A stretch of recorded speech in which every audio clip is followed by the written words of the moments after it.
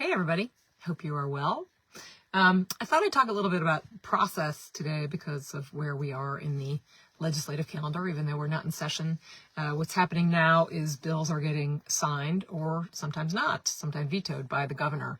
And that happens, those timelines can be a little bit murky sometimes because the bills, once they are, passed by both houses of the legislature, they go through a process which goes to the Secretary of State's office, and then they land on the governor's desk. And when they land on the governor's desk, that starts the clock ticking for the signings. And that's not always entirely predictable, although it's contained in a particular period of time. So basically, for the most part, bills the governor needs to take some kind of action on them by the end of July.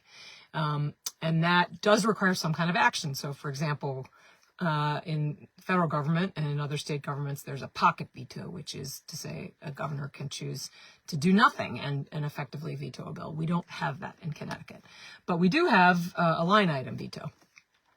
So first of all, I thought I'd back up to the bill signing part, because yesterday I went to a bill signing for what we've termed the Connecticut Farm Bill. And that included a couple provisions that I've spoken about here before, which is the farm investment tax credit and the property tax, increasing the property tax credit for farm machinery, because those were finance bills. And so as a result, they were part of the budget. So from a process perspective, we also made sure that those bills mirrored and exactly the same language appeared in this separate bill, which we termed the Connecticut Farm Bill, because it had other agriculture-related provisions in it, including reimbursement for crop loss, allowing DOAG to create regulations for drone use in farming, and a land access grant program that will hopefully contain some of the costs of purchasing land, farmland. And so putting those all together in one package allows us to have a signing, which we did have yesterday with the governor at a farm in South Windsor, and with a lot of the legislators who worked on that issue, and that was made for a nice, satisfying ceremony for us to acknowledge the tremendous work and the various different kinds of work that went into getting that bill passed. But you're also reading headlines, of course, about the veto. So I want to talk a little bit about that. First, the line item veto. The federal government does not have that, but in the state of Connecticut, we do have that, but it's limited. So the governor is allowed to strike out an appropriations, which is to say, aside a certain sum of money for a particular purpose. The governor can strike that and approve the rest of the bill, but strike that particular appropriation. But it's mostly contained to appropriations, so he can't do that with respect. He can't edit other bills that aren't directly monetary in that way. So it's a pretty limited thing. The governor used the line item veto this spring when we had the whole conversation about the special education funding, which special education in the state of Connecticut desperately needed and still needs funding and some reform in order to help contain the costs better and to better serve the families who are in need of those special education resources. And we had a bill in March that provided some early funding to help school districts and families manage that a little bit better. And the governor and the legislature had a little bit of dispute about how in particular to fund it, and he didn't like our first draft, and so he used the line item veto to strike that funding for special education. We then had a conversation and passed another bill which also funded to the same degree but in a slightly different mechanism. So that was a use of the line item veto that was quite recent. A couple of other bills have been vetoed recently, and so I wanted to talk a little bit about veto as tactic in addition to veto as evidence of disagreement between the legislature and the governor.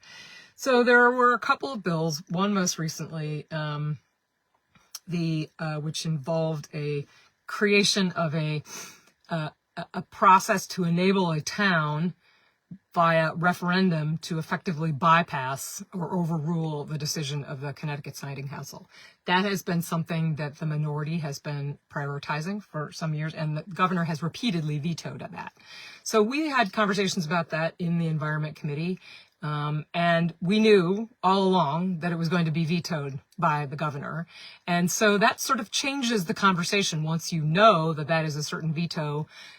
And so, it gives the ability to maybe give some airtime to an issue that's important to a particular group of people, knowing that it won't go anywhere.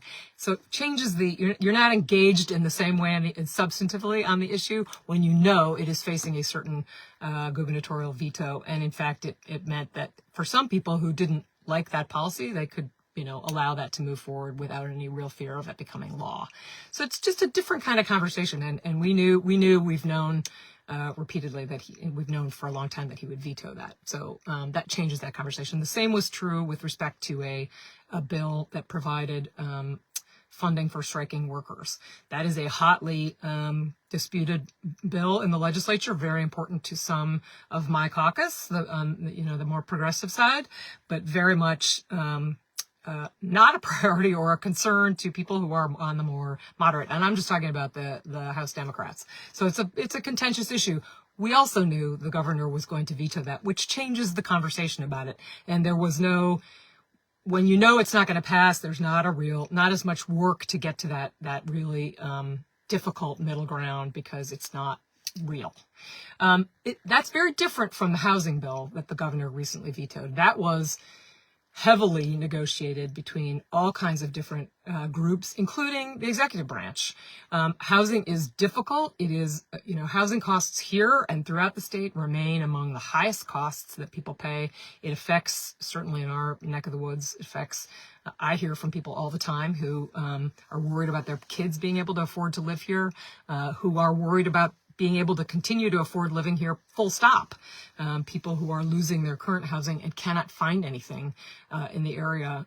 So it is punitive. It is punishing to people who live throughout the state of Connecticut. It's a big issue, but I know certainly in our neck of the woods that housing remains a priority. And so I voted for this bill, and we thought we had the governor's support.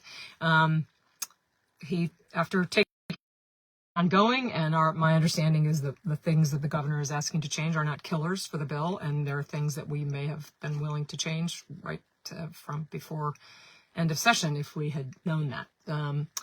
And so that's a more disappointing kind of veto because we thought we had support. These are difficult issues. They require a lot of negotiation, a lot of compromise, a lot of working with people with different interests. But you have to be careful about I've used a term that an author, Amanda Ripley, has used, the conflict entrepreneurs, the people players in this conversation.